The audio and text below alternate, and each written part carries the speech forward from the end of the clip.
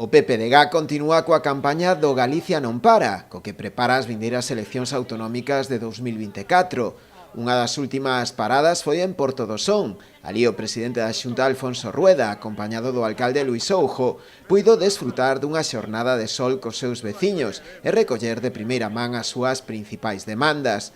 Porque este é o principal obxectivo da campaña, manter un contacto directo e a pé de rúa e sin intermediarios, coa veciñanza.